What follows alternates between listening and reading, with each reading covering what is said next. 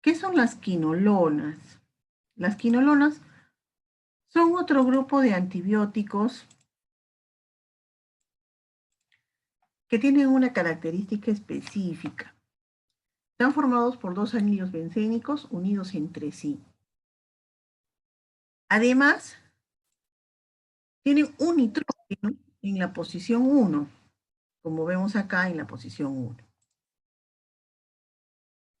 ¿Qué más tenemos? Un grupo carbonilo, es decir, un grupo cetónico, en la posición 4. ¿Qué más tenemos? Un grupo carboxílico en la posición 3. Este es el grupo carboxílico. Además, debe tener un flúor en la posición 6 para darle mayor potencia, específicamente para los gram negativos, en esta posición. Además, puede tener un grupo metilpiperecínico, los más nuevos, por ejemplo, levofloxacino y el gatifloxacino, tienen el grupo metilpiperacínico, para mejorarle la actividad terapéutica. ¿Cómo actúan estas quinolonas? ¿Cuál es su mecanismo de acción? Van a impedir la duplicación del DNA. Pero esto lo van a hacer a través de una interferencia de una enzima específica, a través de la DNA girasa. ¿Qué van a hacer? La DNA girasa,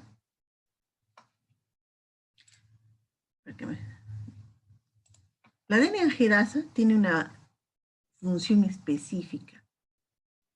¿Y cuál es esta función? Va a desenrollar el DNA para permitir que se replique.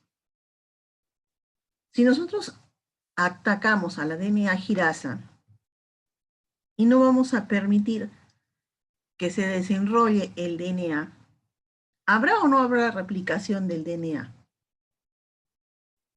¿Qué piensan?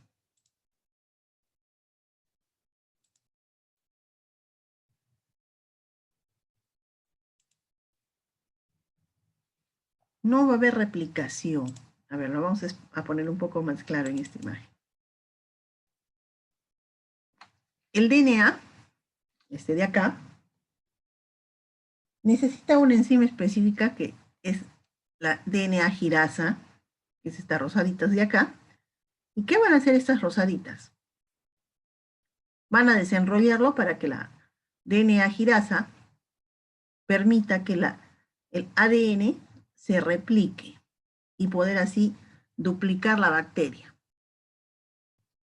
¿Qué van a hacer estos antibióticos, las quinolonas específicamente? Se van a unir a la DNA girasa y van a impedir que se desenrolle el DNA para poderse replicar. Entonces, si todo esto se sigue enrollando, ¿se podrá replicar el DNA? ¿No se podrá replicar? ¿Qué piensan?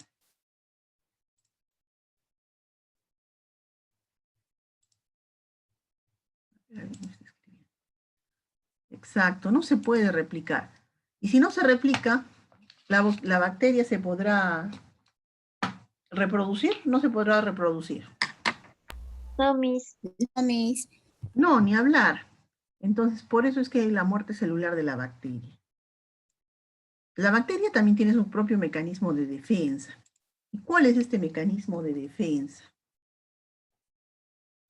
Tiene modificatorias en el DNA girasa que impiden que el antibiótico se pegue a ella. Y por lo tanto, si no se pega a la DNA girasa, se puede duplicar el DNA y todo sigue activo. No, como dice, le está cobrando. Hay unas bombas de flujo que van a sacar el antibiótico de la bacteria y por lo tanto no le va a dar tiempo a trabajar y a atacar a la DNA girasa. Y la impermeabilidad, es decir, no van a permitir que las quinolonas entren a la bacteria. Ahora, ¿qué clasificación tenemos de quinolonas? Tenemos por generaciones. En la primera generación, las primeras que se descubrieron fueron el ácido nalidíxico. La más comercial en ese grupo del ácido nalidíxico es el wintomilón, de 250 en 5 mililitros como suspensión o de 500 miligramos en tabletas o 1 gramo en ampolla. Se utiliza generalmente por 1 o 2 semanas. ¿Será conveniente usarlo por tanto tiempo? ¿Un paciente lo podrá utilizar tanto tiempo? ¿Será cómodo para el paciente? ¿Qué piensa?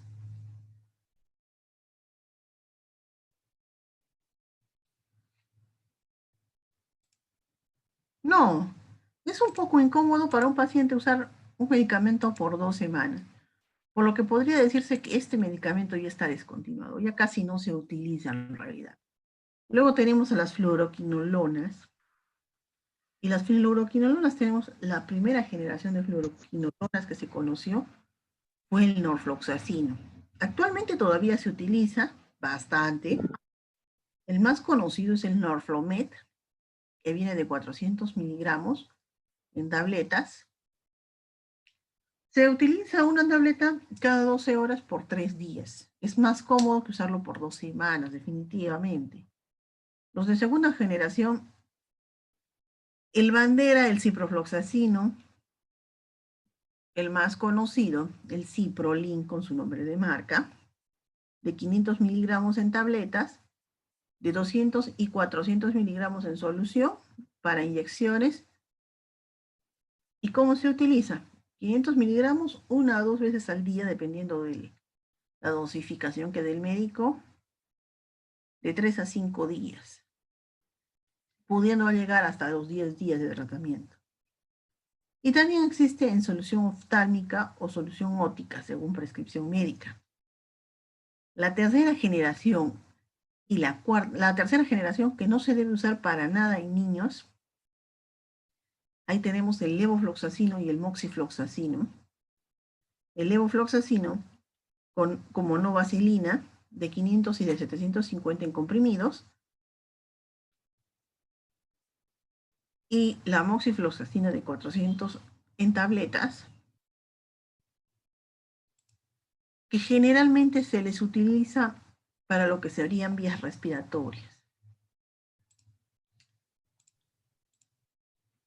Ahora, ¿para qué se utilizan estas quinolonas?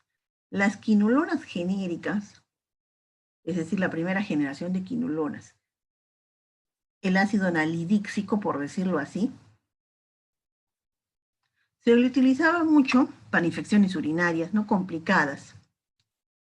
Aún ahora se le utiliza, pero como les digo, el tiempo de tratamiento es demasiado prolongado, por lo que ya es un producto que prácticamente está descontinuado, ya casi no se utiliza por el periodo tan prolongado de tratamiento. Para las infecciones urinarias, por gran negativos.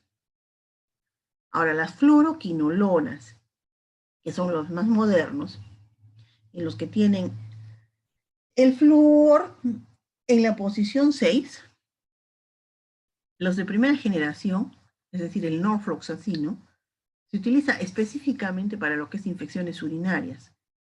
El de segunda generación, el ciprofloxacino, se utiliza para infecciones urinarias, pero también se utiliza para infecciones de hueso, infecciones articulares, bronquitis, diarrea, ETS como la gonorrea, como el sífilis, algunos tipos de chancro, algunas infecciones endocervicales, uretrales, prostatitis, además para sinusitis, fiebre tifoidea y pielonefritis. Los de tercera generación, es decir, los últimos que han salido, el levofloxacino y el moxifloxacino, se utilizan más que todo para lo que son vías respiratorias, neumonía, algunos tipos de infecciones del tracto urinario resistentes a la ciprofloxacina, infecciones de próstata, infecciones de piel y el antrax. ¿Qué me podrían decir del antrax? ¿Lo conocen, no lo conocen, lo han escuchado, nunca lo han escuchado? ¿Qué sabemos sobre el antrax?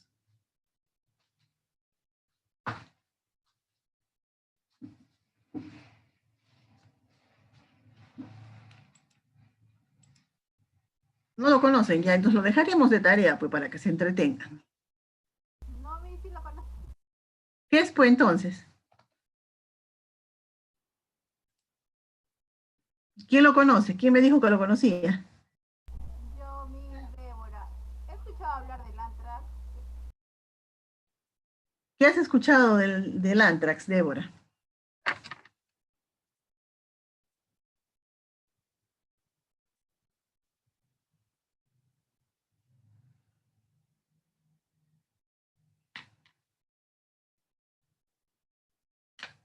Ya, no lo encontraron en San Google, se los dejo de tarea entonces. También se utiliza los de tercera generación para infecciones en los senos paranasales y nasales, para infecciones en el tracto urinario, en los que no funciona el ciprofloxacino, es decir, cuando la bacteria es resistencia al ciprofloxacino. En neumonía adquirida en la comunidad, Pamela, ¿me estabas hablando? Miss, le iba a decir sobre el anthrax, que es una infección bacteriana que es causada mayormente en animales, sobre todo en su transmisión es de animales a insectos entre sí. Error, San Google se equivocó. ¿Alguien más quiere comentar? Miss, no es una Parece parte del animales, estómago, personas, o me estoy sí. equivocando. No, te estás equivocando. El anthrax, si bien es cierto, es una enfermedad bacteriana, CDC lo ha considerado una enfermedad de carácter bastante grave. ¿Por qué? Porque se puede contagiar aéreamente, es decir, por respiración. ¿Y qué hace esta enfermedad? ¿Por qué es tan peligrosa? Porque primero va a causar fiebre, ahí no hay problema. Hemorragias, podemos controlar las hemorragias. Pero va a haber necrosis del tejido. ¿Eso es grave? ¿No es grave? ¿Qué piensan? Sí, Miss. Es grave, se va a ir muriendo el tejido. Va a haber dolor en el cuerpo, eso también lo podemos controlar. Cansancio, vómitos, eso también lo podemos controlar. Y finalmente va a llegar a la muerte. Pero esta muerte es fulminante porque demora 5 a 7 días para llegar. Entonces, la cosa es relativamente rápida. Y si la necrosis de tejido es a nivel pulmonar, ¿qué puede pasar? ¿Qué piensan?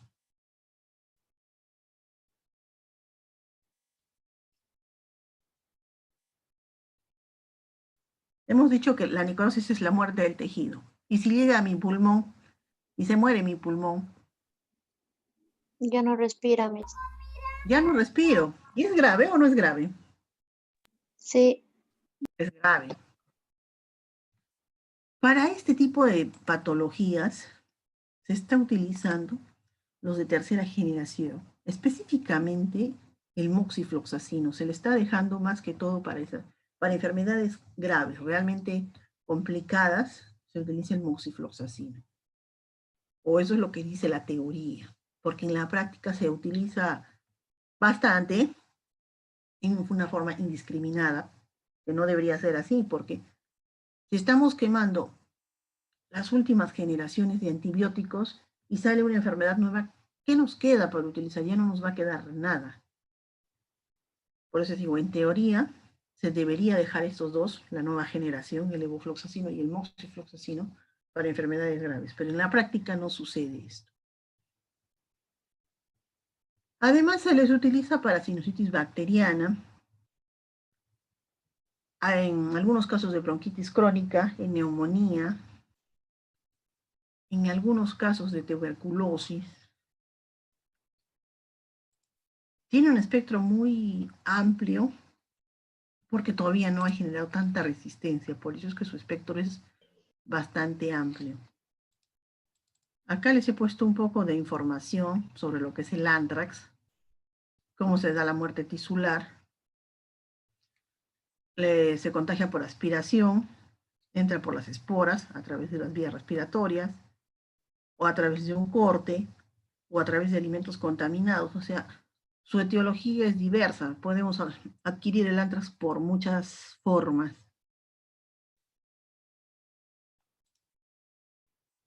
Ahora, las reacciones adversas, porque con lo que hemos visto, las quinolonas son perfectas, tienen un espectro de acción bastante amplio, pero como no todo es perfecto en esta vida, siempre hay una parte fea, y la parte fea es las reacciones adversas. A nivel digestivo, provocan náuseas, vómitos y diarrea. Eso no es grave. A nivel sistema nervioso central, cefalea, somnolencia, irritabilidad, insomnio, mareo y convulsiones. Las convulsiones podría decirse que es una de las complicaciones un poco grave porque va a ir golpeando el cerebro, podría ir matando neuronas. Al sistema óseo y tejidos blandos va a erosionar el cartílago de crecimiento. ¿Y qué pasa si yo voy destruyendo el cartílago de crecimiento en niños? Ya no crecen, Miss. Ya no crecen.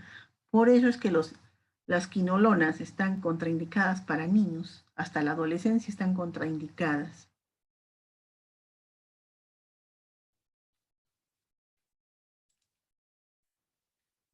En la sangre vamos a presentar leucopenia. ¿Qué pasa si hay leucopenia? Bajos leucocitos. Bajos leucocitos, exacto. Eosinofilia, un aumento de eosinófilos. Un aumento de las transaminasas. ¿Y qué pasa si yo tengo un aumento de las transaminasas? ¿Qué son las transaminasas? ¿Se acuerdan? ¿No se acuerdan?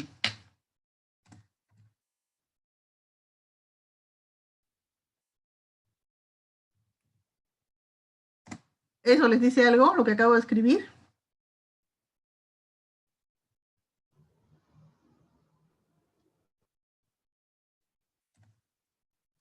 Ya, no les dice nada. Las transaminasas son unas enzimas que nos indican el estado de funcionamiento del hígado. Hígado, Miss. Del hígado, exacto. Sí, es el TGPO, el TGPA. Y cuando están elevadas, nos puede indicar de que hay una hepatitis. O sea, al aumentar las transaminasas, podríamos generar una hepatitis. ¿Es bueno o es malo? Malo. Es malo. A nivel cardiovascular, va a haber una prolongación de la onda QT. Esto quizás lo deben haber visto ya en enfermedades y su tratamiento. ¿Lo han visto o no lo han visto?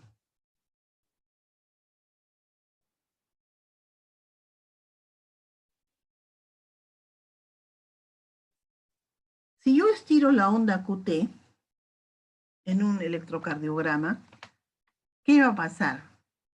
Puede haber taquicardia, puede haber fibrilación y lo que es más grave, podemos llegar a muerte. O sea, un mal uso de estos medicamentos nos puede llevar a la muerte. Además puede haber fotosensibilización. Es decir, al exponernos al sol con el uso de las quinolonas, puede haber una reacción. ¿Qué otro grupo terapéutico tenemos en este grupo de antibióticos? A los aminoglucósidos. Los aminoglucósidos se caracterizan químicamente. ¿Por qué? Porque son aminoazúcares que se van a unir a un alcohol, pero este alcohol tiene una característica específica, tiene grupos amino. Entonces, los aminoazúcares, que son los cuadraditos azules, se van a unir al alcohol y van a formar estos aminoglucósidos. ¿Sí? Ahora, ¿cómo van a actuar estos aminoglucósidos? Van a interrumpir o van a interferir en la síntesis proteica del ribosoma, pero en una parte específica del ribosoma, en la subunidad 30S. ¿Qué hacen los ribosomas? Específicamente a nivel celular.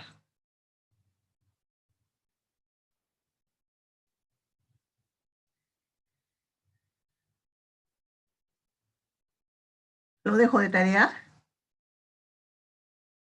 No, Miss. Los ribosomas se encargan de la formación, la síntesis, la creación de proteínas. Y si no tiene proteínas la célula, ¿qué puede pasar con esa célula? No va a poder reproducirse, se va a No. debilitar, va a morir. ¿Débora? ¿Quién fue? Daniela Chara, Miss. Daniela Chara. Exacto. No va a poder reproducirse la célula. Entonces, ¿cómo actúan los aminoglucósidos? Van a impedir la síntesis proteica en el ribosoma, específicamente en un sector que es la subunidad 30S. Entonces yo lo subrayo acá, aunque no les va a subrayar en lo que está colgado en la diapositiva, porque ya esto está colgado, pero ya sabemos que esta es la parte importante. Inhiben la síntesis proteica y por lo tanto no hay reproducción celular. ¿Cómo se defiende la bacteria? Por modificación enzimática de la molécula, es decir, la bacteria va a cambiar al antibiótico, al aminoglucósido, enzimáticamente, o por destrucción, por hidrólisis. O también la bacteria puede decir, bueno, yo me voy a mutar para que no puedas entrar tú donde mí. Y no llegues a mi subunidad 30S.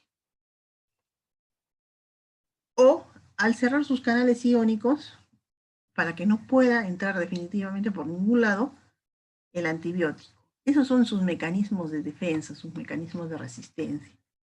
¿Qué tipos de aminoglucósidos conocemos? Acá también hay generaciones. En la primera generación tenemos a la streptomicina, que viene de un grano en ampolla. La neomicina, que generalmente viene combinada con polimixina y bacitracina en forma de ungüento.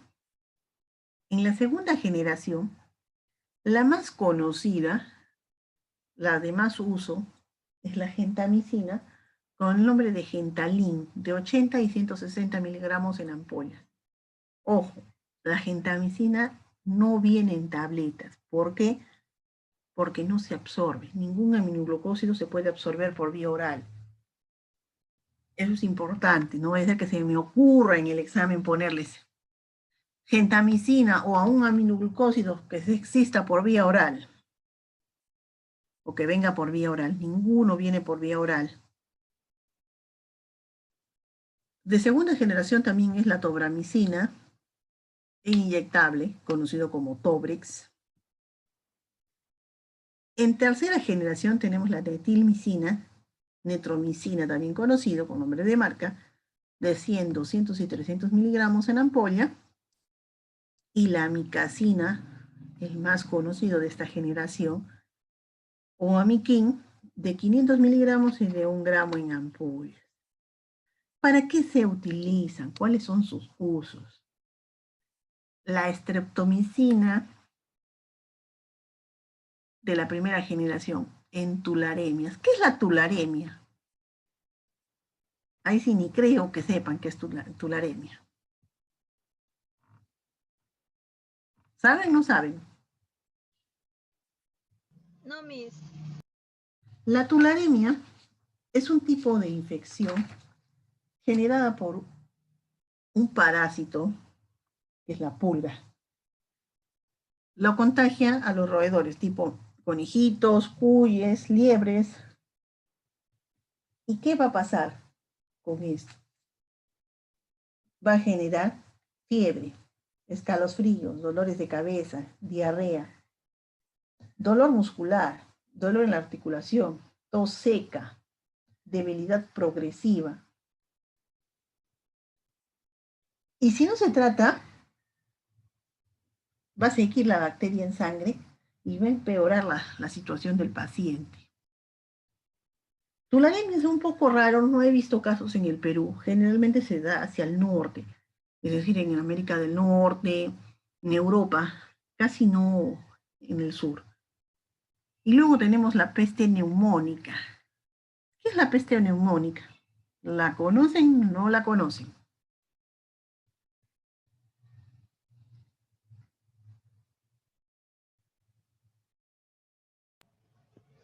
Es como la peste bubónica, Miss. Ya, ¿y qué es la peste bubónica?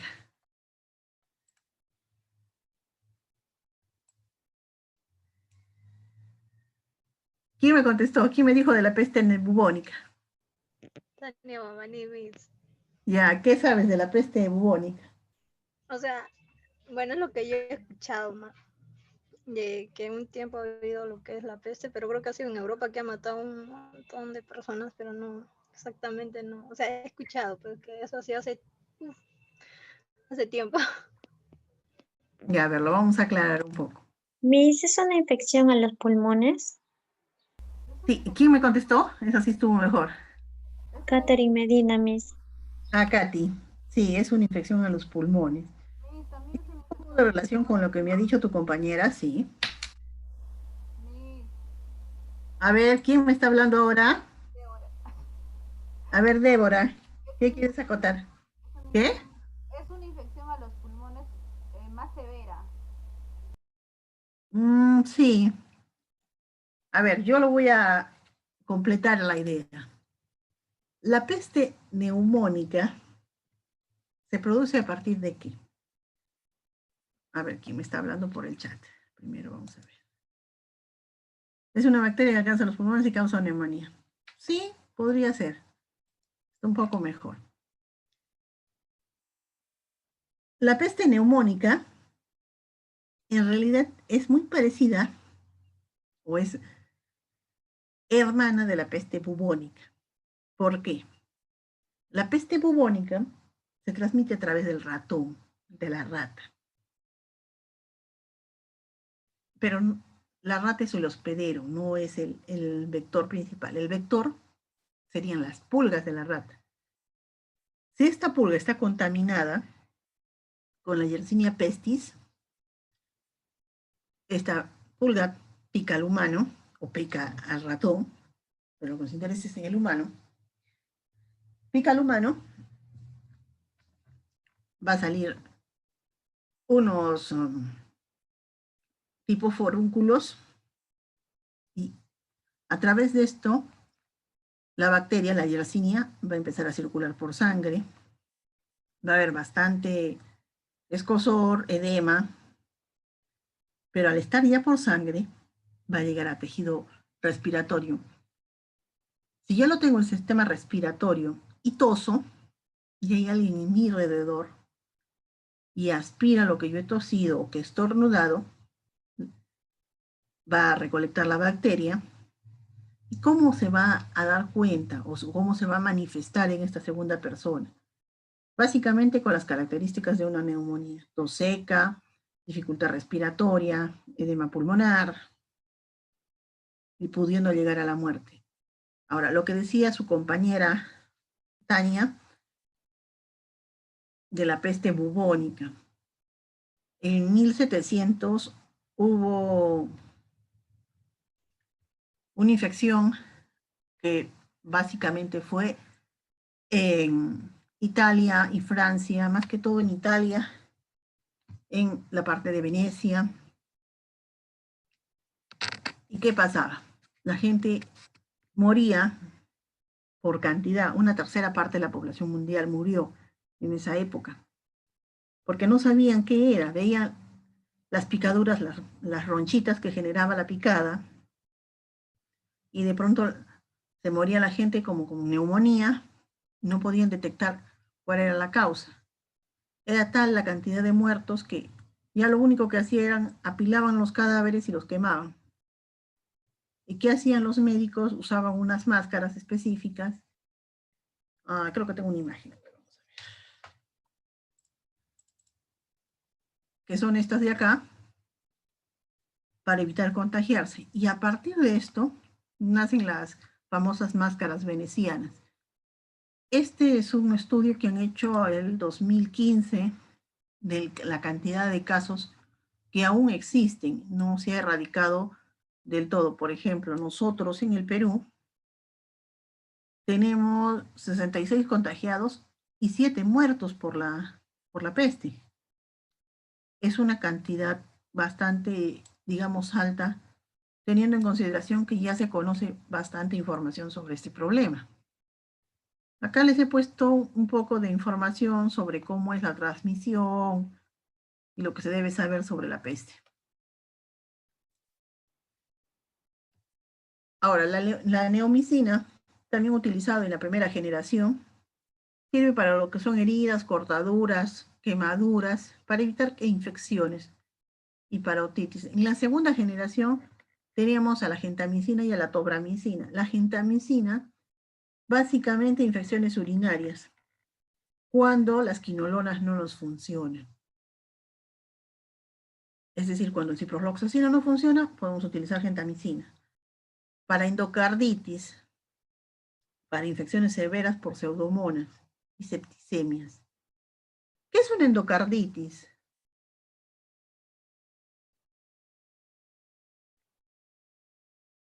¿Alguien me puede decir? Un problema en el corazón. ¿Qué más? No sé más. Una endocarditis es una infección en el corazón, pero específicamente a nivel de válvulas. En esta imagen podemos ver una endocarditis de tipo bacteriana. Vemos la infección en la válvula, me parece que es la tricúspide esta de aquí. Si no combatimos, ¿qué puede pasar con ese corazoncito? ¿Qué creen que puede pasar? Porque ni para anticuchos va a servir, ¿ah? Va a ocasionar un infarto o muerte del corazón, de una parte del corazón. Vamos a tener muerte, porque la infección va a comérselo todo. ¿Y qué pasa si, para nuestra mala suerte, la infección se sube por sangre? Hace una septicemia, Miss. Hace una septicemia. Entonces la cosa es grave. Para esos cuadros graves se debe utilizar la gentamicina. La tobramicina también se utiliza en lo que es endocarditis para infecciones severas por pseudomonas y para septicemias, es decir, para infecciones generalizadas. Las infecciones severas por pseudomonas quiere decir, por ejemplo, en una cirugía, cierran ya el paciente, lo cierran todo con felices y contentos y aparece fiebre. ¿Debería haber fiebre después de una cirugía? A los 5 días de la cirugía, ¿debería aparecer fiebre o no debería aparecer fiebre? No, Miss. ¿Qué nos indica esa fiebre? Una infección, Miss. Ya, y si está en un hospital, ¿qué quiere decir? Infección intrahospitalaria. Generalmente producida por una pseudomona. La pseudomona es una de las bacterias gram negativas más difíciles de combatir. Es una de las más potentes, las que peor consecuencias trae. Por eso se utilizan antibióticos muy específicos para combatirlos. En este caso estamos utilizando los aminoglucósidos de segunda generación, la gentamicina, la tobramicina. Y para la tercera generación, ¿qué tenemos? Tenemos la netilmicina, infecciones del tracto urinario, endocarditis, lo mismo básicamente que los de segunda generación. Y la amicacina. La amicacina se utiliza en septicemia específicamente para sepsis natal, es decir, cuando un bebé nace con sepsis, se puede utilizar la amicacina. Además, para infecciones del tracto respiratorio, infecciones en el sistema nervioso central. ¿Qué características tiene que tener un medicamento para que atraviese hacia el sistema nervioso central, para que pase la barrera hematoencefálica? Tiene que ser lipofílico. Tiene que ser lipofílico, liposoluble. Entonces, la amicacina es liposoluble porque pasa a la barrera hematoencefálica. ¿Podría atacar meningitis? ¿Qué piensan? Sí, Miss. Sí, porque eso está recubriendo. También necesita que sea lipofílico para que cubra, para que penetre. Infecciones intraabdominales, peritonitis, infecciones a la piel y huesos, tejidos blandos, quemaduras, itus complicadas y recidivantes. ¿A qué me refiero al poner itus complicadas y recidivantes? Infecciones del tracto urinario en que no nos funciona la gentamicina, no nos funciona el ciprofloxacino, no nos funciona el ácido nalidíxico, casi nada nos funciona. Entonces, en estos casos se utiliza la amicacina como última opción y recidivantes que se van y regresan, reaparecen. Hay personas que tienen las infecciones urinarias, por ejemplo, hoy día, y en 10 días vuelve a aparecer la infección urinaria. A eso me refiero con recidivantes, que reaparecen.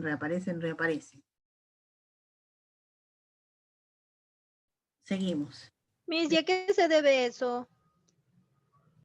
Puede deberse a varios factores, puede haber una carga genética que influya bastante, puede haber, sea que no se trata del todo la infección, siempre queda una cepa y con eso se vuelve a reproducir. Puede deberse También a que no tome agua, Miss. Puede ser porque no, ¿cómo limpias el riñón? El riñón se limpia con agua. Si no tomas la suficiente agua, no vas a depurar lo que puede haber en el tejido renal. Siempre puede quedar suciedad. ¿Qué hace el riñón? El riñón limpia. Es el filtro que va a limpiar nuestro organismo. Si tú no lavas ese filtro, ¿qué puede pasar con tu filtro?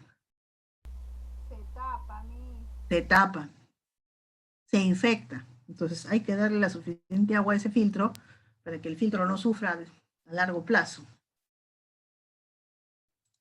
Seguimos. Esto es lo de la peste que ya les explicamos. Esto es de septicemia y la tularemia que ya lo hemos visto. Ahora, las reacciones adversas de los aminoglucósidos, si bien es cierto, tienen un espectro bastante bueno, por el otro lado, sus reacciones adversas son graves. Nefrotoxicidad. O sea, a largo plazo van a dañar el riñón, dañan el oído, reacciones alérgicas. Parestesias. ¿Qué es una parestesia? A ver, en estas imágenes, todo está en estas imágenes. ¿Qué es una parestesia?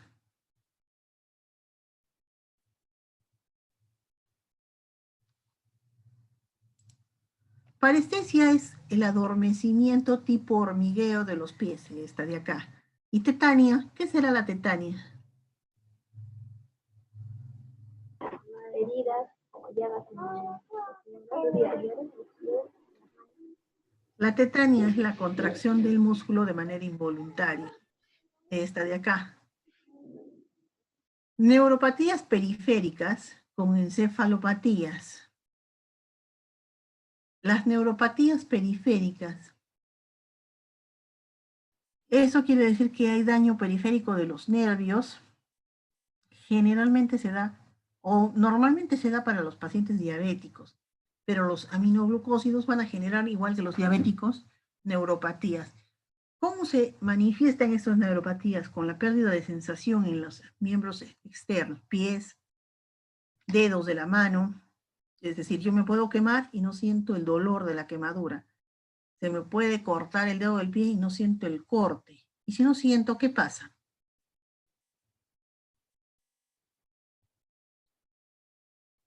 ¿Qué creen que puede pasar?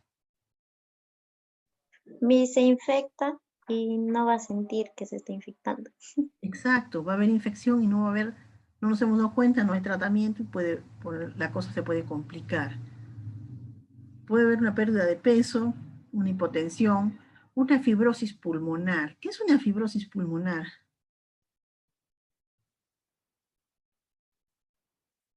Es cuando el tejido de los pulmones se ponen un poco así como que densos, duros, algo así. Algo así, se pone duro, se necrosa el tejido de la zona pulmonar y ya no funciona esa parte. ¿Podremos oxigenar bien o no podremos oxigenar bien? No, Miss. Va a haber una deficiencia, Miss. Va a haber una deficiencia. Hepatoesplenomegalia. ¿A qué me refiero con ese término? Agrandamiento del hígado. Y del vaso. Hígado y vaso. Entonces, como ven, sus reacciones adversas de los aminoglucósidos no son tan cosas sencillas, son un poco complicados, un poco complejos. Entonces hay que tener en cuenta esto, riesgo-beneficio al momento de utilizar. ¿Qué más tenemos de los aminoglucósidos? Precauciones. Las gestantes no lo pueden usar porque puede haber daño fetal. Las personas que dan de lactar, las lactancias, hay daño potencial para el bebé que lacta. En los niños, en la pediatría, la dosis debe corregirse. En desnutrición, obesidad, edema y ascitis, la dosis debe corregirse porque es un medicamento lipofílico. La fiebre podría reducir los niveles séricos.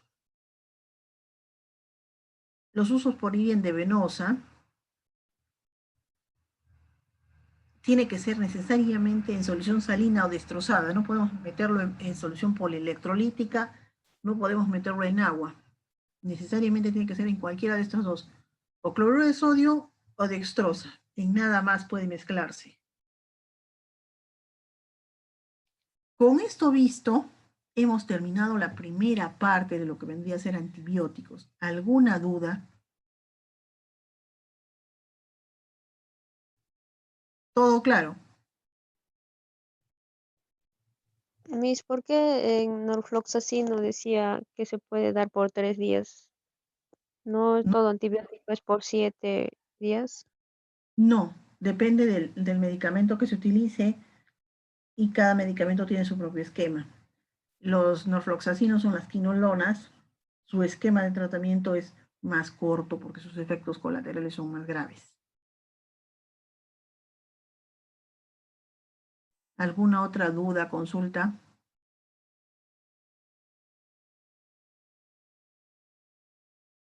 ¿Todo claro? Miss, de lo que he estado diciendo de que no se le debe suministrar en adolescentes, Las quinolonas, sí, entonces dentro de las quinolonas está lo que es el ciprofloxacino, ¿verdad? ¿sí? Ya. Y he visto que hay médicos que sí recetan ciprofloxacino menores. Sí lo Incluso menores. recetan, pero no se debe porque deteriora el cartílago de crecimiento. Por eso es que hay tantos, por eso es que las personas somos bajitas en el Perú, porque los médicos en muchos casos no siguen los protocolos de uso. En Estados Unidos, en otros países, los antibióticos son muy, muy restringidos, no se usan indiscriminadamente como se utilizan acá.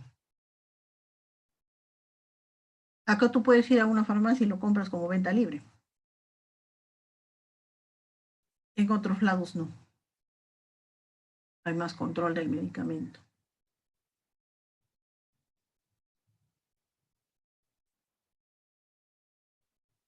¿Alguna otra duda?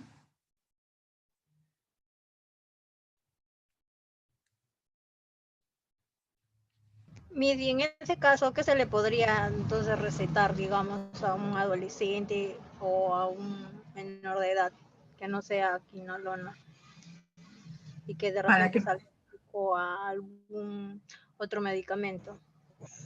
para qué patología? Pero lo que es las infecciones, O sea, Miss, o sea, para Miss, ¿qué antibiótico, a ver si me dejo explicar, qué antibiótico menos agresivo, digamos, que para los adolescentes o para los niños o menores de edad recomendado? pero ¿para qué tipo de patología? Pues porque depende de la patología. para las infecciones urinarias, Miss, la nitrofurantoína se podría tomar. Sí se podría tomar, podríamos ir con los aminoglucósidos o con algún tipo de penicilinas que funcione para este caso. Okay.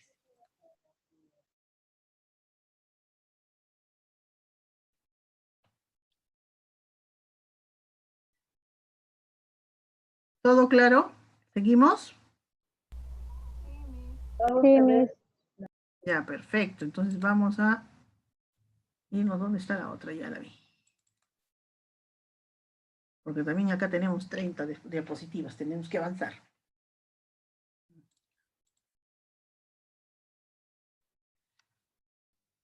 Amoxicilina más ácido clavulánico, ¿qué pasa? Milagros Monroy, ¿qué quieres saber de la amoxicilina con clavulánico o ciprofloxacino?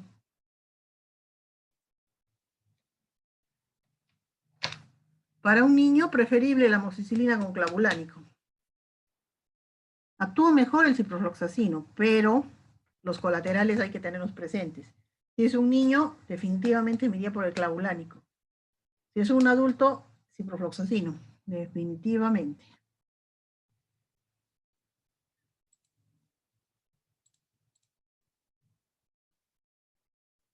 Seguimos. ¿Qué otro grupo de antibióticos tenemos?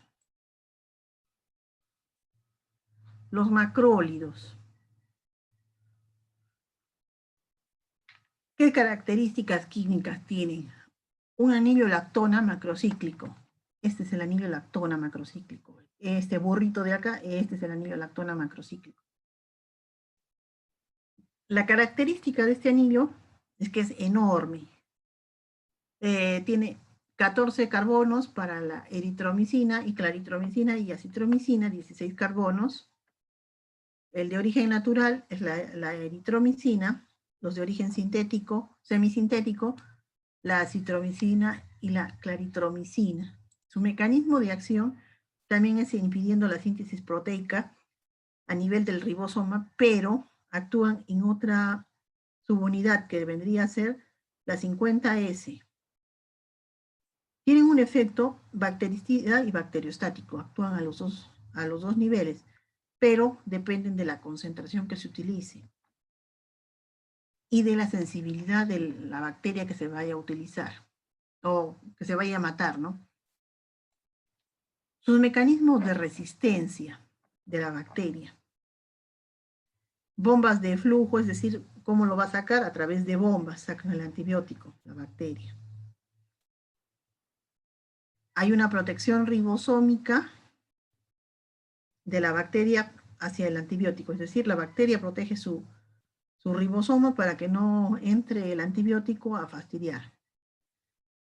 La hidrólisis de los macrólidos para que no lleguen a nivel ribosomal y no destruyan esa subunidad.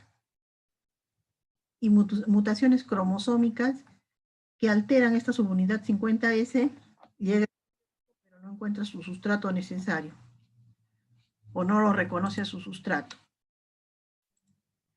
Ahora, ¿qué tipos tenemos? De origen natural, como ya les dije, la eritromicina, más conocido como Hilosone con el nombre de marca. Acá tenemos de 500 miligramos en tabletas o 125 en 5 mililitros, 250 en 5 mililitros, se utiliza una tableta cada 6 horas por 7 días.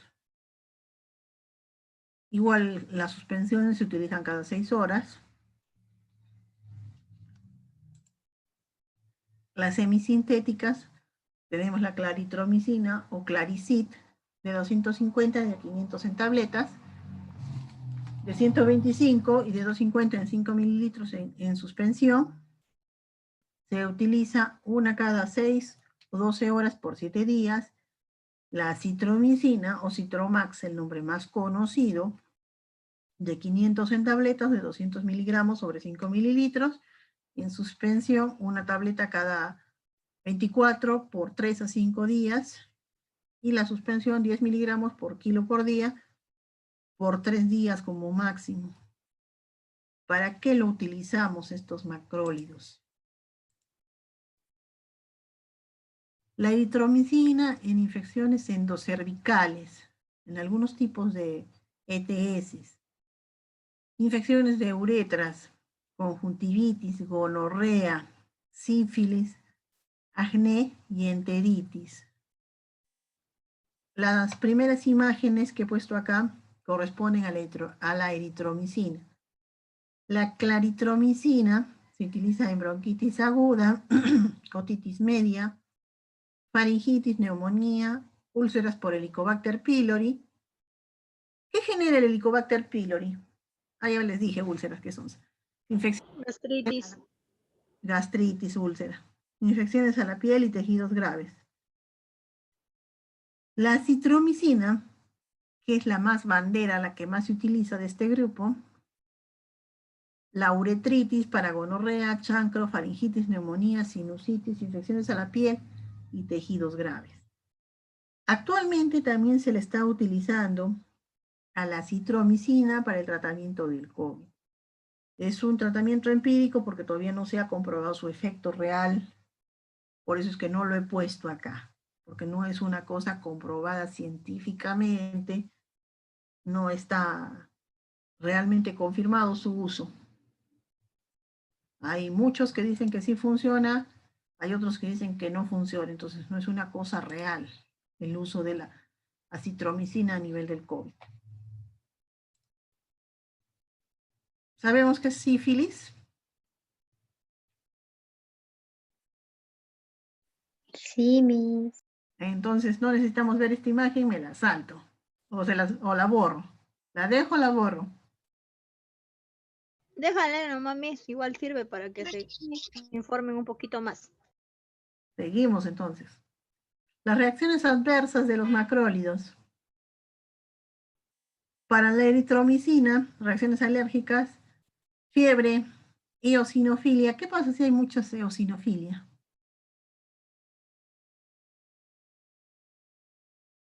¿Qué significa eosinofilia? Es, creo, Miss, una enfermedad que se da en la sangre. ¿Y qué pasa en la sangre?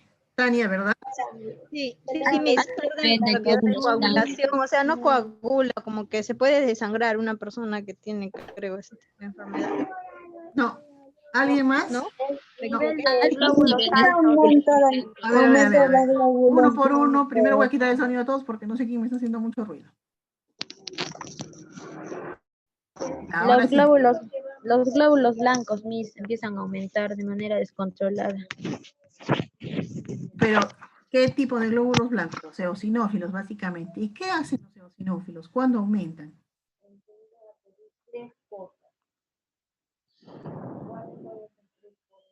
Daniela, ¿verdad? Ha sido tú, ¿no?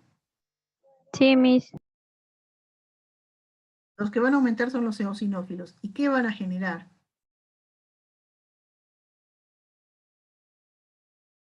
Pueden generar, Miss, leucemia. No, alergias. Básicamente alergias. También pueden generar erupciones cutáneas. Otro tipo de reacción adversa serían las hepatitis, pero esta es causada específicamente cuando es estolato de eritromicina. ¿Cuál es la que generalmente viene, Julber?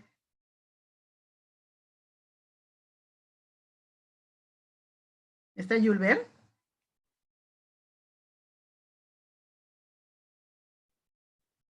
No está Julber.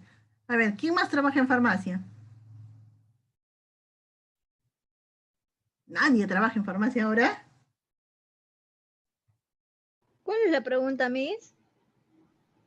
¿En qué presentación viene la eritromicina? ¿Como estolato, como succinato, como qué viene?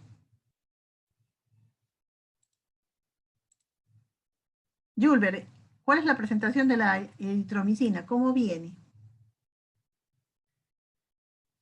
Estolato, succinato, ¿en qué forma viene? Viene como etilsuccinato, Miss. Viene como etilsuccinato, pero también viene en algunos casos como estolato. Cuando viene como estolato, va a generar hepatitis, necesariamente. Sí o sí va a generar la hepatitis, pero la hepatitis la va a generar al 10º día de tratamiento. Además, el uso de macrólidos puede provocar molestias gastrointestinales, gastritis, diarrea, vómitos, entre otros, dolor de estómago. En pacientes con cardiopatía se les puede presentar arritmias y taquicardias. ¿Qué más tenemos? Miss, disculpe, una pregunta. Dime. Miss, Por ejemplo, yo he estado tomando la acitromicina, no la eritromicina. La ¿Ya? acitromicina la he Ujú. tomado por 5 días, el doctor me recetó. ¿Ya? Y después que terminé el tratamiento con eritromicina, bueno, me recetó otros coadyuvantes más, pero después de eso me empezó a salir granitos en toda la frente. ¿Acné o...? Y sí, acné, como acné. Y bueno, yo le pregunté al doctor y me dijo que era de repente por lo que he estado guardando reposo y como uno transpira y eso me dijo, pero me dijo que con el tiempo se iba a quitar. Y bueno, ¿Ya? no se me ha quitado. Y la verdad es que yo nunca he tomado acitromicina, o sea, sí, 5 días. Bueno, casi no soy de tomar muchos medicamentos, pero yo estuve investigando de que la acitromicina es un fármaco hepatotóxico, o sea, daña el hígado. Sí. Y como yo estoy operada de la vesícula, pienso que de alguna manera eso como que no ha favorecido mucho, porque ahora solo dependo de mi hígado, por así decirlo, y de repente todo se me ha juntado y me ha salido por eso. Me ha O dicho sea, que, te ha bueno, se me ha, complicado un poco a ti. Lo ajá, que entonces puedes me ha hacer es, recomendado de que podría tomar la silimarina, no, sí, no sé. sería bueno. Hay uno que es combinación de silimarina con complejo B. Parece, no estoy segura, pero me parece que ese te convendría tomar unos 3 veces al día, una semana por lo menos, para que te ayude. Ah, ya, sí, porque no estaba segura si era por eso o no. Así que me puse a Mira, leer y... definitivamente sí, porque genera reacciones dermatológicas. Sobre que no tienes ya vesícula, todo lo ha tenido que metabolizar hepáticamente sin ayuda. Entonces, obviamente tu Mm, pobre hígado ha estado recargado. Entonces sería bueno un regenerador tisular del hígado, por eso está bien la silimarina. Yo lo haría con un complejo B porque el complejo B lo fortalece también al hígado. No estaría de más. entonces el complejo B no daña el hígado. No, no lo daña. Sí, Eso porque que daña el algunas... hígado, que subes de peso, esos son mitos. Sí, porque yo leí en algunos artículos que los que están mal del hígado no deben tomar complejo B y una doctora también me dijo que no debería tomar. No, al contrario, te hace bien al hígado. El complejo B no pasa nada, porque es una vitamina hidrosoluble, es decir, si llegas al tope de almacenamiento, lo vas a eliminar, lo excretas por la orina. Ya, entonces, y ahora estoy ya más informada. Gracias. De que seguimos. ¿Qué otro grupo tenemos? Las sulfonamidas. Miss, antes que avance, A una ver, duda. Eh, ¿Cuál es la diferencia entre eritromicina estearato y la que mencioné anteriormente? entre la eritromicina Eh, estearato y el estolato, son diferentes tipos de sales. La que produce la hepatitis, o sea, la que más daño hace es el estolato. Ya no está llegando al Perú en realidad, pero siempre es bueno tenerlo presente porque no sabemos lo que puede pasar de acá a, qué sé yo, 5 años, que puede volver a ingresar. ¿Y cuál de las dos es sí, mejor para usarla o por qué esos nombres diferentes? En realidad todos son sales. El esterato, el succinato, el estolato mejoran la solubilidad de la eritromicina. Es decir, que cuando llega al estómago o intestino van a ser más solubles, van a mejorar su absorción. Que sea mejor una que la otra no hay mejora. La diferencia es que el estolato es más, su reacción adversa es más grave, su daño hepático es mayor. Esa es la diferencia. Particularmente si yo tuviese que tomar una eritromicina, me iría por el succinato. Es más benigno con el hígado, por decirlo de alguna manera. ¿Y el estearato, Miss, también? Es un intermedio entre el estolato y el succinato. No es tan gastroactiva, pero tampoco es tan inocua como el succinato, ¿no? Ya, Miss, gracias. ¿De qué? Entonces seguimos. Las Miss, pero Disculpe a mí que le interrumpa. A ver, Miss, entonces sería bueno o sería más que todo recomendar siempre cuando empecemos a trabajar a un cliente que una vez que termine un tratamiento, ya sea con cualquier tipo de antibiótico, que tome algo para poder ayudar a su hígado. más que todos los pacientes que toman macrólidos sería recomendable porque el daño hepático de los macrólidos, de los aminoglucósidos, de las quinolonas es más intenso a nivel hepático. Sí sería recomendable, pero hay pacientes que tú les dices un hepatoprotector, te van a tomar como que, primero que lo hacen porque piensan que o sea, que piensan que el paciente es alcohólico y que por eso quieres recomendarles el hepatoprotector, y otro que les quieres vender más cosas. Es más difícil venderles así un coadyuvante al tratamiento que, no digo imposible, ¿no? Porque hay pacientes que sí son conscientes y sí te atracan con eso, pero hay pacientes que no, va a ser un poco difícil que atraquen con esa venta. Sí, pero no está de más recomendarle, ¿no, Miss? No, no está de más. Es bueno porque le estás diciendo que hay antibióticos macrólidos, aminoglucósidos que son hepatolesivos, ¿no? Hacen hepatotoxicidad. Entonces, una manera de prevenir esa hepatotoxicidad es con la silimarina, por ejemplo.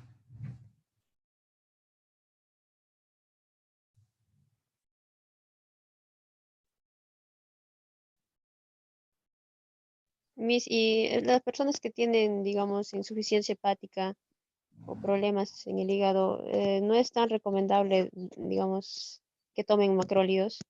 No, no es tan recomendable. O sea, por ejemplo, tu compañera que no tiene vesícula le ha debido decir al médico o el médico ha debido escoger otro medicamento para su problema.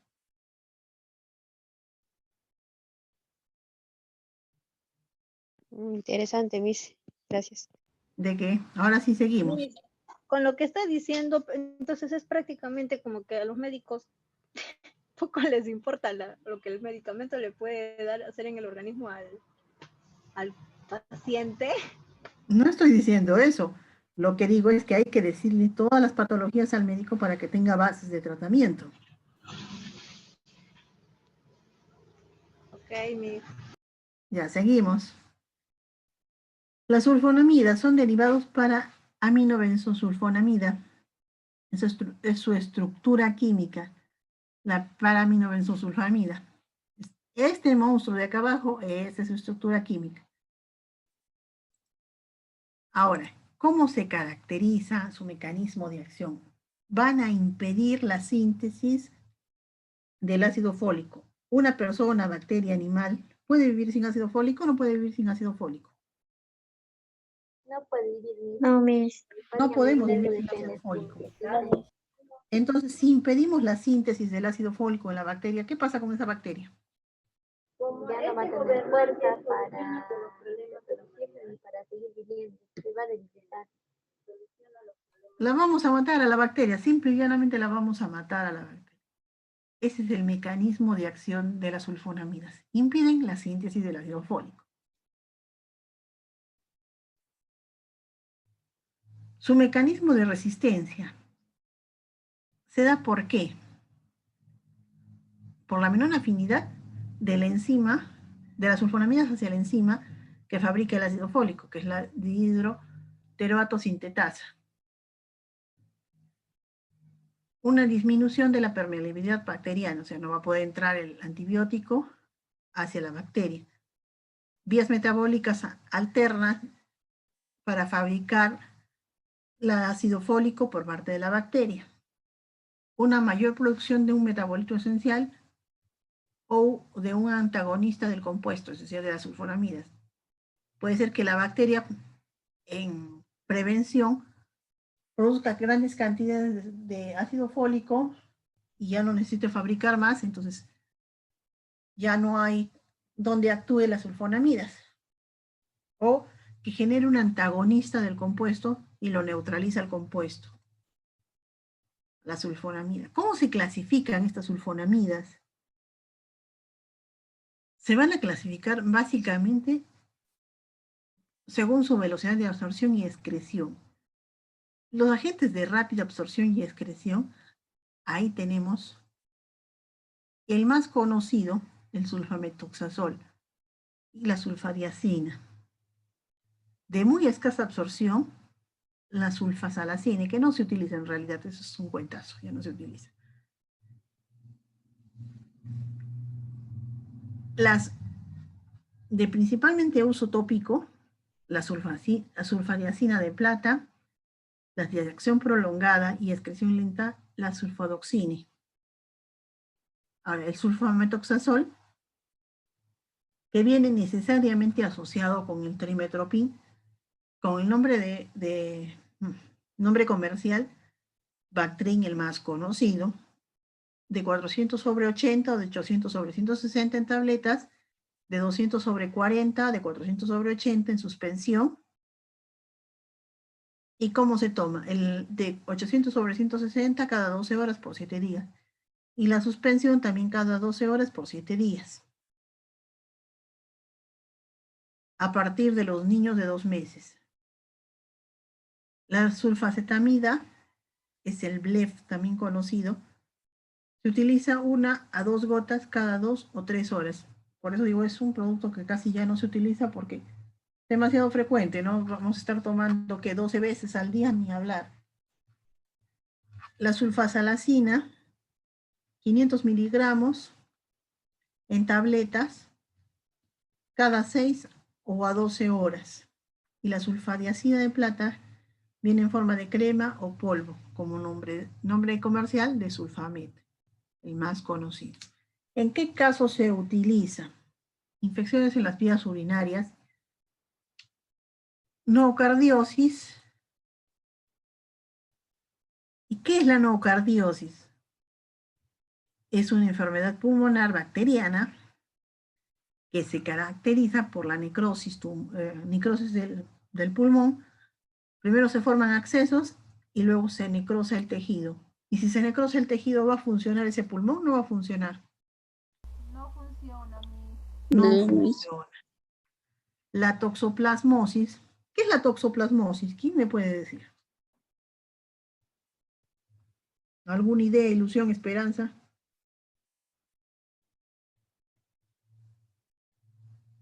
La toxoplasmosis es una parasitosis transmitida por el gato.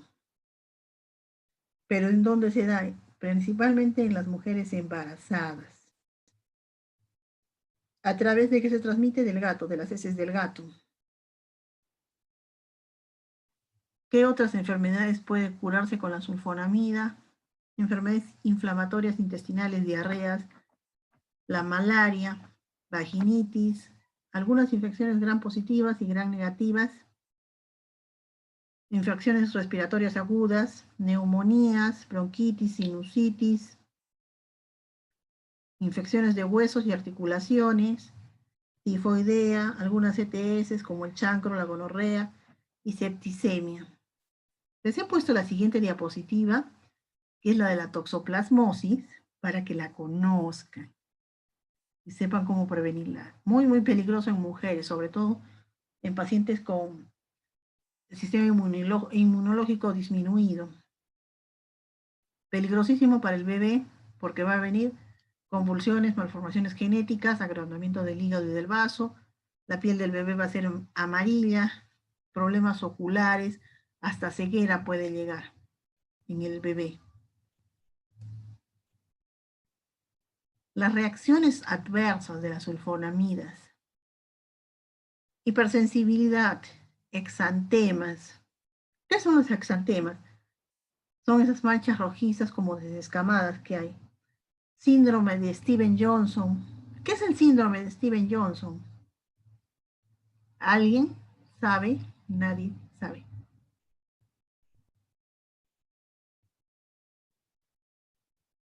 El síndrome de Stevens-Johnson es este de acá. Pápulas rojizas, primero en el rostro, luego en el cuerpo, inflamación, edema, primero en la cara, labios, y luego se va al pulmón. Vasculitis, enfermedad del suero, fiebre asociada a los fármacos, anafilaxia y angioedema. Cristaluria, oliguria y anuria. ¿Conocemos eso o no conocemos eso? ¿Qué es eso? ¿Alguien sabe? Nadie lo conoce. Totalmente desconocido. Está relacionado, creo, ¿Qué? está relacionado con la orina. Ya, ¿y qué pasa con Supongo que uno debe ser que disminuye, aumenta o algo así. cristaluria? Es que hay presencia de los cristales se deben a la ingesta de proteínas generalmente, a un exceso de proteínas, puede haber la cristaluria. La oliguria, varias veces de orinar, anuria, dificultad para orinar, reacciones hematológicas, agranulocitosis, trombocitopenia, anemia hemolítica en pacientes con deficiencia de la glucosa 6-fosfato deshidrogenasa, Kernicterus en neonatos cuando nacen amarillitos, así como estos, que se les va la bilirrubina al cerebro de los bebitos.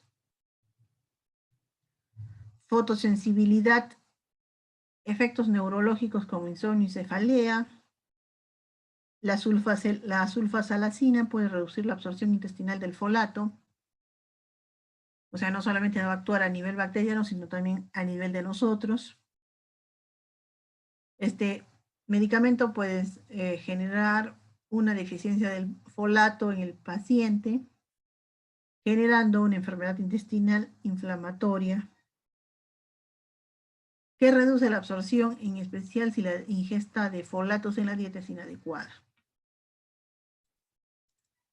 Acá les he puesto más específico lo del síndrome de Stevens-Johnson. Las lincosamidas, el siguiente grupo terapéutico, está constituido por un ácido aminado unido a un azúcar. Tenemos el ácido aminado, es en la casita esta, con el CONH unido al azúcar por el enlace amino, por el NH. Básicamente se clasifican en dos, en la lincomicina y la clindamicina. La diferencia entre estos dos es que en la lincomicina tenemos el cloro y en la clindamicina tendremos el grupo hidroxilo, el OH. ¿Cómo actúan? Impiden la síntesis proteica a nivel de la subunidad 50S del ribosomas. ¿Cómo se defienden? Su mecanismo de resistencia se debe a la incapacidad del medicamento de penetrar a la célula o la presencia de bombas de salida que eliminan el medicamento o mutaciones cromosómicas que alteran la proteína ribosómica 50S. La clasificación, como ya les decía, lincomicina y clindamicina. La lincomicina con su nombre de marca, Lincoplus Lincocin, de 500 en cápsulas y de 600 en ampollas. ¿Cómo se utiliza? Una cápsula cada 6-8 horas por 7 días, o una ampolla o 2 ampollas cada día por 7 días. El clindamicina o clindacin viene de 300 y de 600 y de 100 en óvulos. Las cápsulas es una cada 6 horas por 7 días. Y las ampollas de 1 a 3 por día por 7 días, los óvulos 1 cada día por 7 días. ¿Para qué se utilizan las lincosamidas? Básicamente para infecciones del tracto respiratorio alto y bajo, rinitis, resfriado común, gripis, faringitis, amigdalitis, difteria, otitis, sinusitis. Problemas alveolares. Y la clindamicina, que se utiliza para septicemias por anaerobios y por estafilococos y estreptococos. Esto quiere decir en casos de amigdalitis, infecciones de la piel y tejidos blandos por gérmenes susceptibles. Por ejemplo, algunos tipos de cario, algunas infecciones odontálgicas se utiliza la clindamicina. Las reacciones adversas, náuseas, vómitos, colitis pseudomembranosa, que es un tipo de diarrea, hipersensibilidad, aumento reversible de las transaminasas, las TGP y las TGO. ¿Qué pasaba cuando se elevaban esas transaminasas? Daño hepático, Miss. Daño hepático. ¿Y además qué?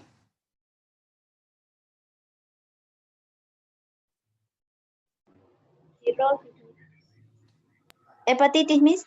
Hepatitis, perfecto. Trombocitopenia. ¿Qué pasa si hay trombocitopenia?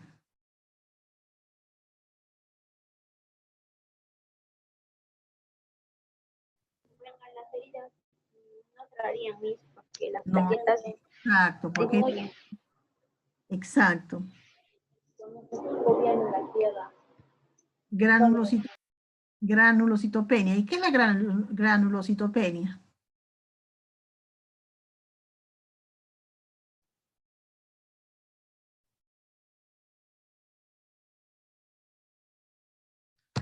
Son una de las células de las células blancas, de la línea de defensa.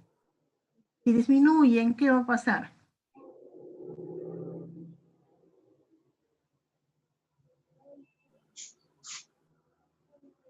Vamos a estar débiles, Miss. Ante las infecciones. Erupciones. Y el último grupo de antibióticos que teníamos para el día de hoy. Miss, Dime. la clindamicina en cápsula también se puede dar para infecciones vaginales No, vienen óvulos. y en cápsulas. Pero ¿qué es más específico? ¿Que te la pongas vía vaginal o que la tomes por vía oral? Vía Vía vaginal. Vía vaginal, porque va directo, es tópicamente. En cambio, si te la tomas vía oral, va al torrente sanguíneo, vas a perder concentración en el metabolismo, el primer paso. Preferible es vía tópica en este caso. Seguimos. Las tetraciclinas, su estructura química es un núcleo tetracíclico naftaceno. Este pequeño bichito de acá, este es el núcleo tetracíclico naftaceno. Características son solo bacteriostáticos, no son bactericidas. ¿Cómo actúan? Inhiben la síntesis proteica a nivel de la subunidad 30S.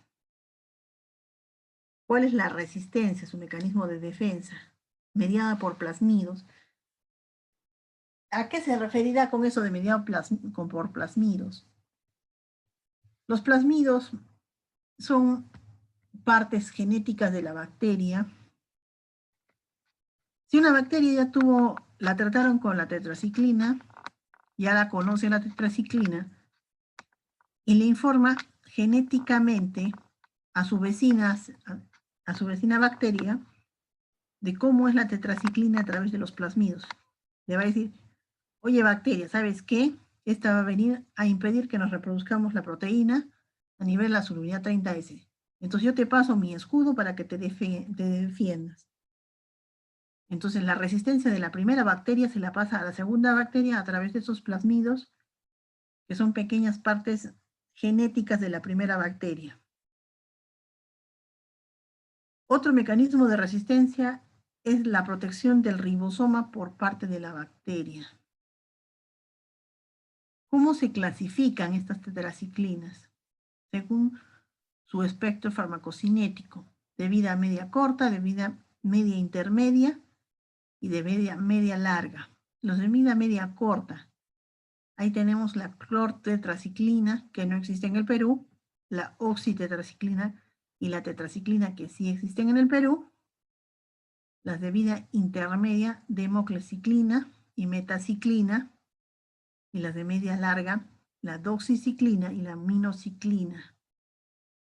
¿Para qué se utiliza? En casos de acné, en problemas urogenitales como son infecciones por gonococos, sífilis, disentería, cólera, amebiasis, úlcera gástrica, en problemas dentales, ya sea de dientes o de encías, en problemas respiratorios, faringoamigdalitis, bronquitis y algunos tipos de neumonía. En otras infecciones como fiebres recurrentes, fiebre Curie y brucelosis. ¿Qué es la fiebre Curie? Es una fiebre que se transmite por un insecto a través del ganado, ya sea vacuno u ovino, ya puede ser a través de la leche infectada o por inhalación directa. ¿Y qué va a generar en nosotros? Fiebre, neumonía, endocarditis, hepatitis, problemas neurológicos y osteomielitis.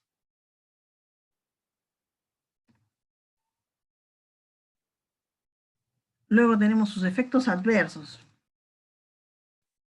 Hipersensibilidad, fiebre, exantemas cutáneos, gastrointestinales como náuseas, vómitos, diarrea y anorexia. A nivel óseo, producción de deformidad, inhibición del crecimiento en dientes, decoloración y displasia en las encías. ¿Qué quiere decir displasia en las encías? Que crecen demasiado, como en esta imagen que hemos visto por acá. Estas encías están muy, muy crecidas, no se dan cuenta que están, acá por ejemplo está por debajo del diente.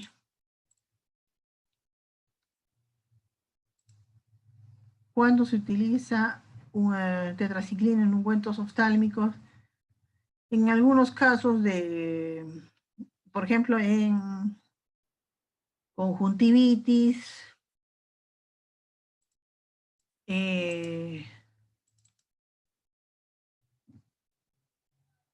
en algunos tipos de gramos positivos, básicamente. ¿Qué otros efectos adversos? Problemas hepáticos, necrosis hepática. Además puede haber náuseas, vómitos, mareos.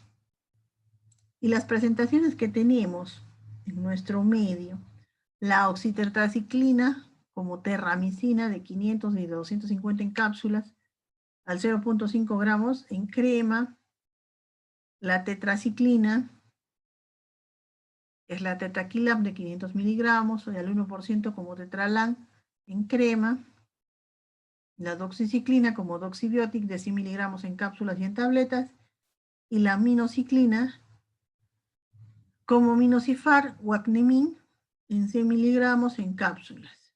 Con eso hemos visto todo lo que vendría a ser antibióticos. ¿Alguna duda?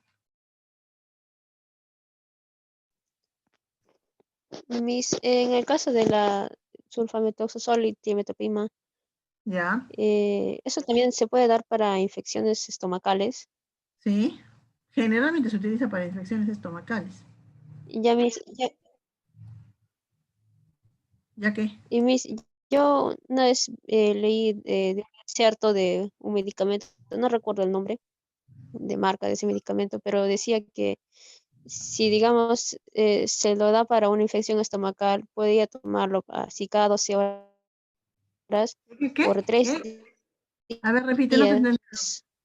Y no sé si estaría bien así por 3 días o tiene ¿De qué medicamento? de la sulfamethoxazol y timetopima. No, 3 días es muy poco. De 5, mínimo 5 días. Es de 7 a 10 días lo que se utiliza. Ese es el espectro de actividad del sulfamethoxazol. Porque yo lo leí así en un inserto y ¿Qué? yo lo leí de un inserto de de ese medicamento de marca, en marca, no me acuerdo el nombre ahorita del medicamento. Mira, 3 días no va a haber efecto, pero también va a haber resistencia. Es muy poco tiempo para que haya un efecto real. Otra pregunta, en el caso de las quinolonas, ¿una persona diabética puede tomar las quinolonas o no? Ya, eso de con qué se asocia y con qué no, no los voy a contestar porque les voy a hacer el trabajo más fácil al día de la exposición. Si yo contesto esa pregunta y los que exponen sobre el tema, interacciones, esa la dejo abierta hasta el día de las exposiciones. Miss, y disculpe, nos va ¿Qué? No te escuché, Katy. Dar los resultados de ese primer seminario que hemos hecho. Ya, mañana los voy a soltar las notas, porque el seminario se Ya, cierra Miss. a las 8 de la noche, me parece. Sí. Pero he visto que hay, bueno, lo que he visto que hay cantidad de escenas, como también he visto jalados. He visto un 19 y he visto un 8. Está bastante amplio. Y es una preguntita. A ver, Y las personas que, por ejemplo, que sufren de acné y toman tetraciclinas por tiempos prolongados, ¿cuál es la consecuencia de tomar tanto tiempo medicamentos así? tetraciclina, ¿me estás diciendo? Sí, Miss. Mira, lo que más puede pasar es el crecimiento, la displasia a nivel de la encía, es lo que más puede pasar, además de los problemas hematológicos que hay y estomacales, ¿no? Es lo que más se va a ver.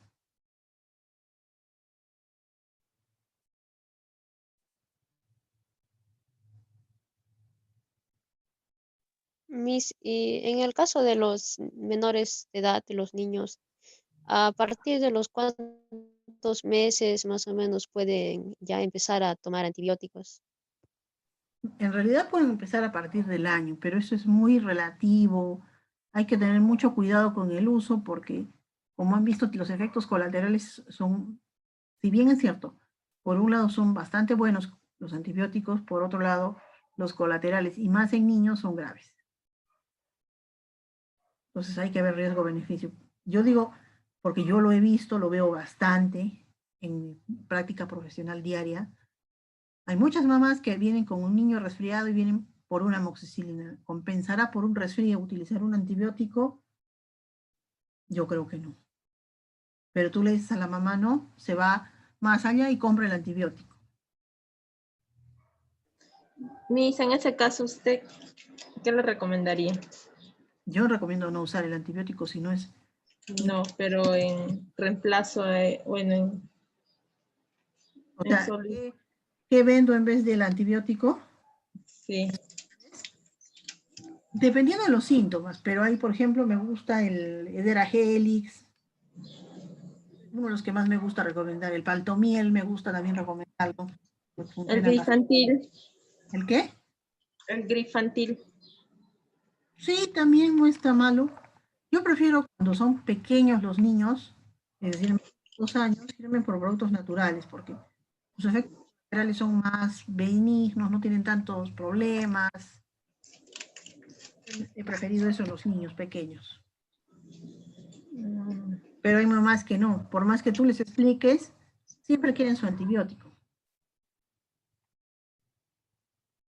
Por más que ellos no lo hayan usado, que han visto al vecino, al sobrino que el médico les recomendó, igual ellos quieren. ¿Y qué haces? No puedes. En la práctica no es que dejas de vender, porque no puedes dejar de vender, de ahí sale tu sueldo. Por más que trates de convencer, hay veces que no se puede.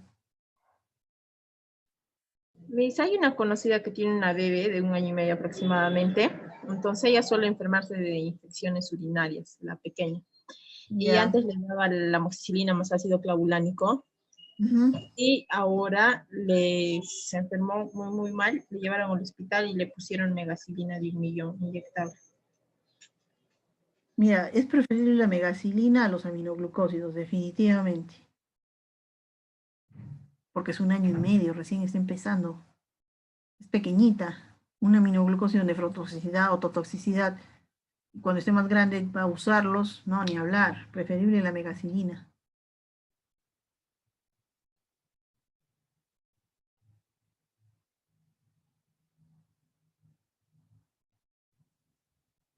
¿Alguna otra duda?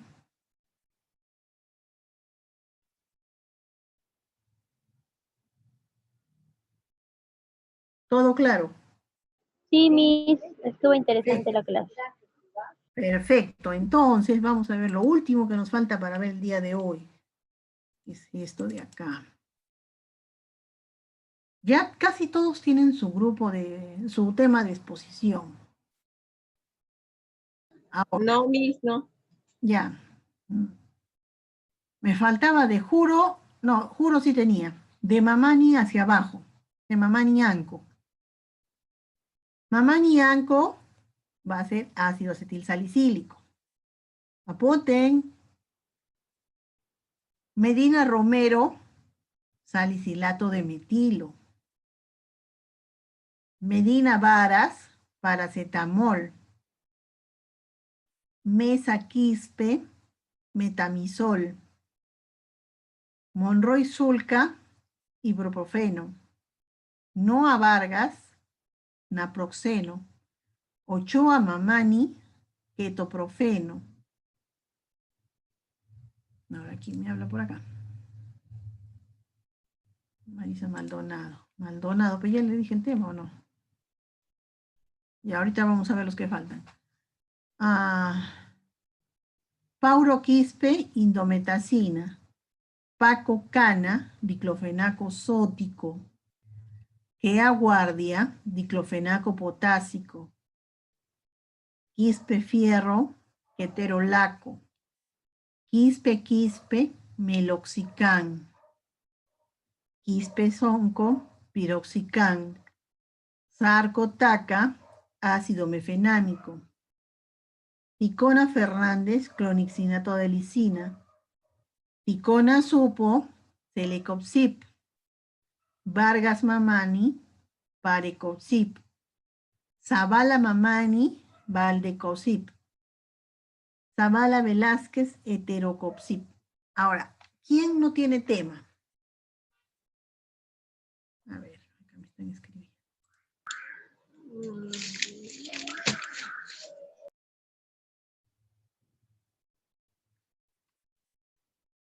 Yamalí de la Cruz, Maritza Maldonado. A ver. Vanessa Calachuy. Ahorita te voy a dar tema a ti. Primero vamos a ver a los que tengo en lista. Marisa Maldonado. Marisa, tú eres de quinto, creo. Ah, sí. Ya, Marisa Maldonado, fentanilo. Marisa Maldonado, fentanilo de la Cruz. Yamalí de la Cruz, morfina.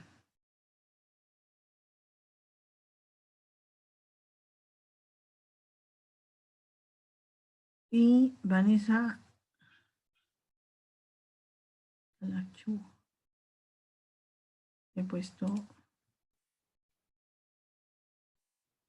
tramador. Ya. Vanessa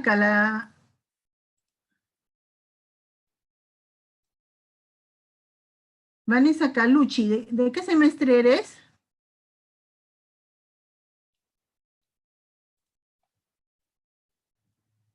Ya, Vanessa Calucci. Acá, de cuarto.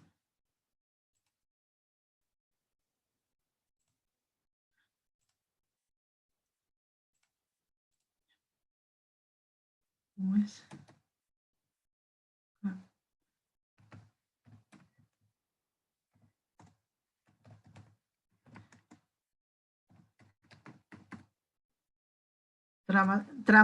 Tramadol para ti, Vanessa Calucci. Alguien que no tenga tema.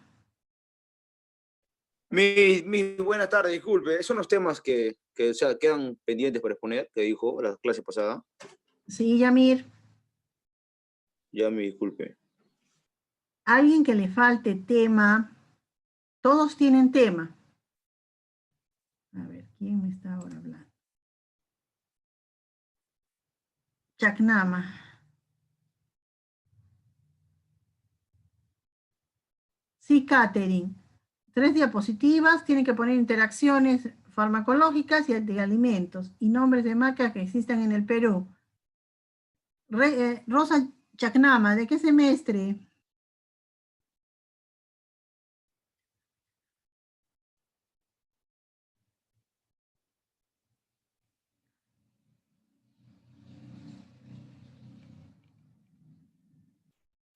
No tengo. Sexto. Chagnama. Allá. Naloxona. Rosa Chagnama, naloxona.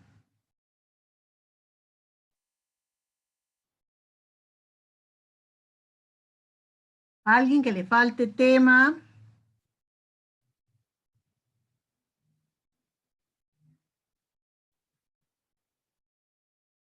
Todos tienen tema.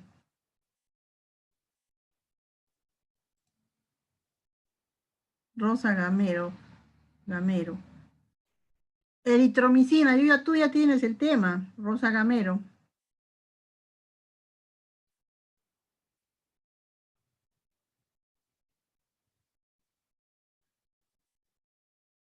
Eritromicina, Rosa Gamero.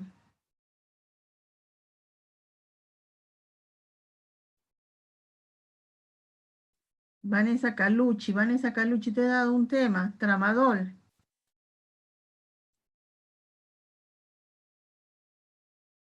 A ver, Calucci. Ah, haz tramadol nomás, Vanessa Calucci, haz tramadol, es más fácil.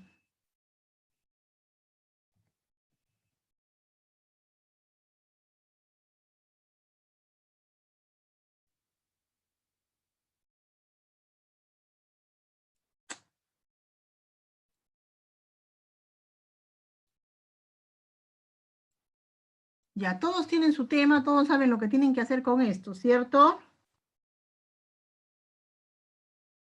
Miss Anita, disculpe la pregunta. Ya no vamos a poner, digamos, la dosificación del medicamento. No, porque ya lo hemos visto en la clase. Interacciones y nombres de marca es lo que me interesa que conozcan.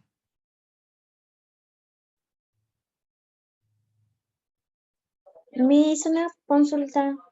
A ver. Solamente vamos a buscar interacciones farmacológicas y de alimentos y 3 nombres de marca, ¿verdad?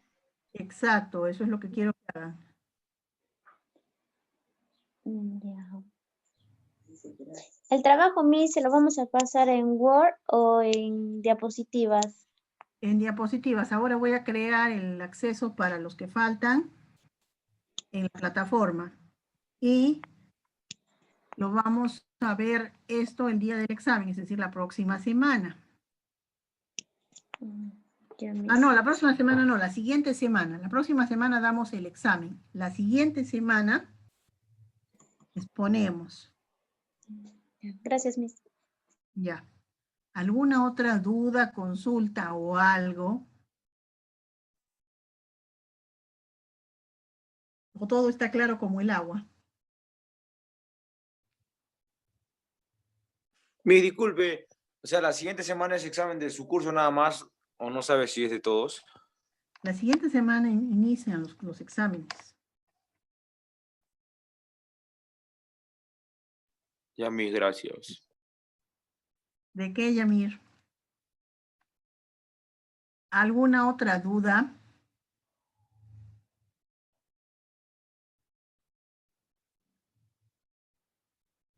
¿Todo claro? Ya, entonces, como todo está claro, nos vemos el próximo lunes para el examen. ¿Todos de acuerdo?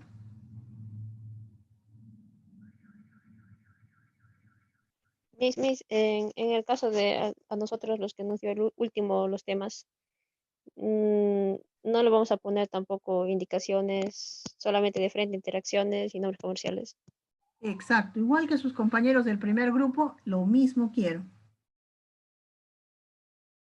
El segundo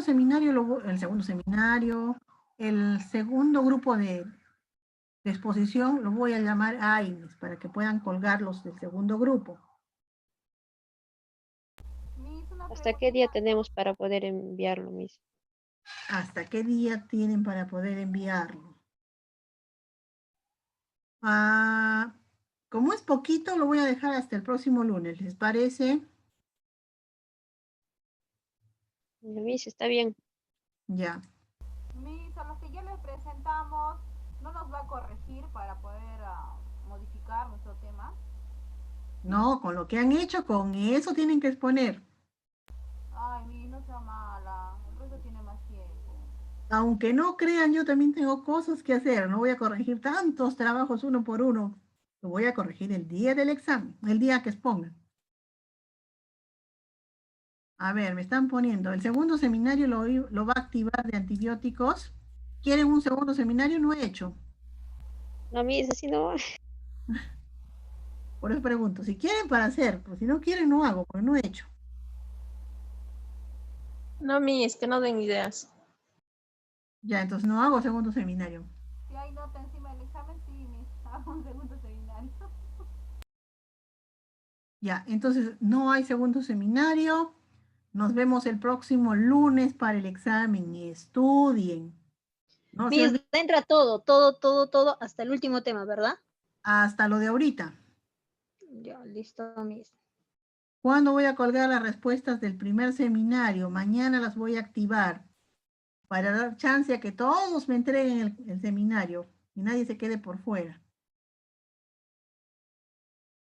No se olviden, son 5 preguntas el examen. Estudien. Esta es la parte más fácil de este curso. Entre más avancemos, más se nos va a complicar la vida. Estudien para este examen. Traten de sacar la mayor cantidad de nota en este examen. Ya, Miss. Miss, Listo, trate de no hacerlo con acertijos, por favor. pero es que complicarle la vida, pues ¿cómo les complico la vida si no les pongo acertijos? Por eso estudien, chicos. Nos vemos el próximo lunes.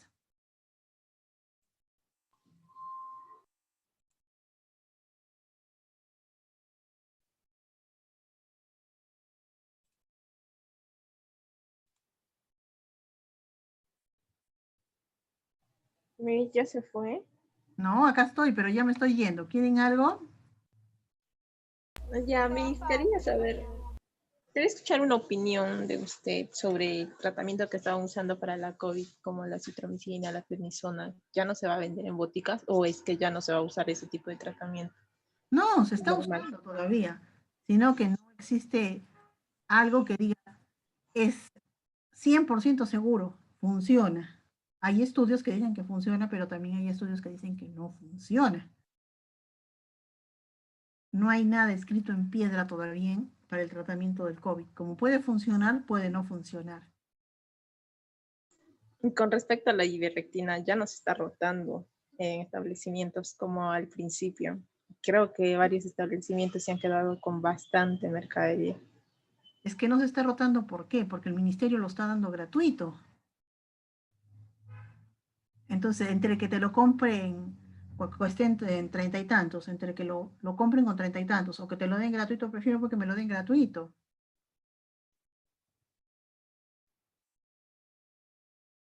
Pero existe pues la ley del COVID, que todos los establecimientos tienen que tener los medicamentos COVID.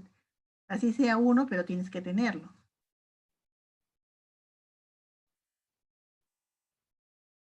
Ay, a mis listo, Miss, pero gracias. no dice que ya se ha prohibido el uso de la ivermectina y la hidroxicloroquina para el tratamiento COVID. Así dicen, pero todavía no hay nada escrito en piedra. Todavía lo están usando en algunos sitios. O sea, eso a mí, no me explico. Algunos dicen que está prohibido. Bueno, mi papá venía y me dijo que ya, que no vendan ni más citromicina ni prednisona porque han dicho en los noticieros de que está prohibido, que les van a meter su sanción. Entonces, como que no, tienes que esperar un comunicado oficial donde digan, ¿no? Que no está prohibido. Oficial, así, Bueno, oficial, algo así. no hay nada. Y Oficial, me dice, oficial, no hay no, que nada. el MINSA ha dicho, dice. Por eso digo, oficial, oficial, no hay nada. Todavía está en lista de medicamentos para el uso de COVID, sí está todavía. Miss, una pregunta que me ha hecho una compañera, no voy a decir quién, pero una botica tiene que vender medicamentos controlados sí o sí, como medicamento genérico, como un clonazepam. No, para vender Te da las tienes que tener, opciones, ¿no? claro, te dan las opciones, tienes que tener el libro. Si no tienes el libro, no los puedes vender porque ¿cómo lo sea, no es Claro. obligatorio. Si es que No tú es vendes, obligatorio. tienes que tener el libro, pero sí es obligatorio tener medicamentos genéricos, eso sí, Sí, pero eso no sí. los psicotrópicos. No. ¿Hay un listado de medicamentos genéricos obligatorios? Sí. Ya, Miss, muchas gracias. ¿De qué? ¿Alguna otra consulta? Nada más. ¿Quedamos ahí? Miss, una pregunta, una opinión de usted. ¿Usted sabe qué pomadas, aparte de las pomadas saliciladas, se utiliza en INSA o en salud? Ah, esa es la tarea de mi amigo Martín, creo. Miss, ayúdenos, no encuentro. Hay la pomada secante, por ejemplo. ¿Cómo, Miss? Hay una pomada secante. Hay la pomada Urquieta. O la pomada secante es la que viene en una latita, creo, de color verde. Sí. Hay pomada Urquieta, pomada de Belladona. Hay cantidad de pomadas, así. Lo que Miss, yo he encontrado bueno, también he preguntado a personas que trabajan en hospital con químicos y me han dicho nombres de cremas y de pomadas, solamente la salicilada me han dicho. No, ponte, la pomada Urquieta sí existe, sí es real. La pomada de Belladona también es real.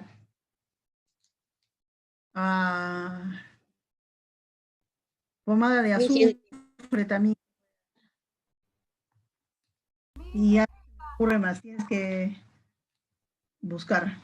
Pero no se me ocurre, la verdad que no se me ocurre. Miss, ¿dónde hay un link o enlace donde pueda buscar así los pomadas que se utilizan en el sector salud?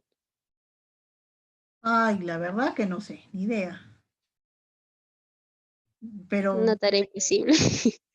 yo pienso que si van al ministerio o a salud, ahí les pueden dar más información. Porque ponte en el ministerio sí se prepara.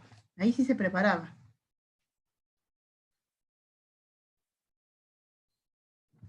Ya, Miss, gracias. De que ya ahí nos vemos el próximo lunes, chicos. Hasta luego, Miss. Bye.